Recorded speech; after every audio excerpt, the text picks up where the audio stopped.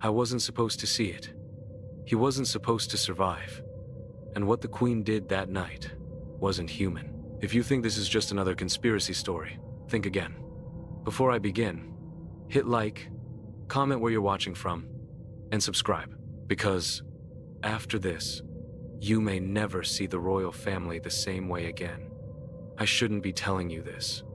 Not online, not out loud, but I can't unsee what I saw. It started with a man, ex-military, decorated, a father, recruited to the Royal Guard. But he wasn't the kind that waved at tourists.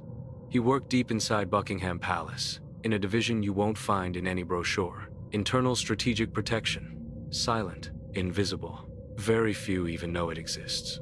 When Arthur got promoted, he signed a contract so classified it had 26 confidentiality clauses. Then he went through something called psychological realignment. When he came home, his wife said he was different. He flinched at every shadow, watched their kids like they were being hunted, slept with his boots on. Then came the Friday night incident. Arthur was covering a shift for a sick colleague. That meant patrolling an area he never entered before, the West Corridor. It connects the royal family's quarters to the Black Wing. Now, the Black Wing is officially for storage. Unofficially, it's locked 24/7, no cameras, no windows. Arthur passed the checkpoint at 11 p.m. 22 minutes later, he came back on camera. He was staggering, leaning on the wall. He tried to speak into his radio, but no sound came out. His eyes were wide with fear. Then he threw up and collapsed. The official report said it was just a breakdown, but I saw the footage, and that wasn't a breakdown. That was pure, unfiltered terror. They shipped Arthur to a military psych unit called Langford Institute. No visitors allowed. Not even his wife. That's when Maggie came to me. We worked together in private security. She said she was getting weird messages from unknown numbers. One said, "Don't insist. It's better to forget." Another, "He saw too much." Then she gave me Arthur's old laptop. That was the beginning of the nightmare. Inside the hard drive, Arthur had folders of encrypted logs. Most of it was nonsense. But one file stood out, titled DNQ. Inside, just one line. "The skin isn't real." That sent me down a rabbit hole of palace blueprints. Old leaked documents, infrared images, thermal scans. I went deep, and I started to notice things. At royal night events, there's often a weird glow in the Queen's eyes. A glow that doesn't match the lighting, like it's coming from inside. I found a retired palace electrician. Said he once opened the wrong door in the Black Wing. Said he saw skin, human skin, hanging like costumes. Another former royal gardener claimed to hear screams in the air ducts. Not yelling, screams. Like something was being reshaped. And a cook. She said she saw the Queen once, walking at night, barefoot. Except, her feet were backwards. Arthur had documented patterns. Sudden deaths, nervous breakdowns, disappearances. Always staff, always those with access. And then there was the video. 17 seconds. Shaky, out of focus. But in it, a woman walks through the corridor. Same gown as the Queen, same posture. But her arms dangle like marionette strings. Her face, it doesn't move right. And just before the clip ends, she turns.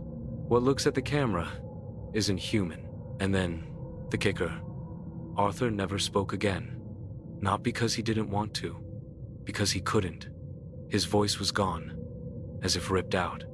I dug deeper, started looking at royal portraits. Over decades, her face stayed the same. Flawless, ageless, except in oil paintings. In those, her eyes are always a little off. One lower than the other. Multiple artists. Same anomaly. Were they seeing something cameras couldn't?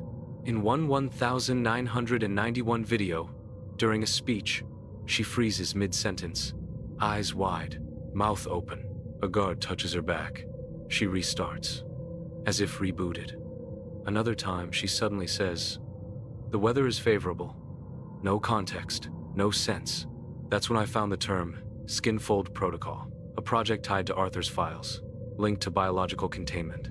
MI6 documents describe it as monitoring symbiotic identity variants, whatever that means. And in Arthur's sketchbook, a symbol, 3 jagged lines inside a circle, drawn repeatedly. Found the same in Fabian Society records, in royal archives, even NATO documents.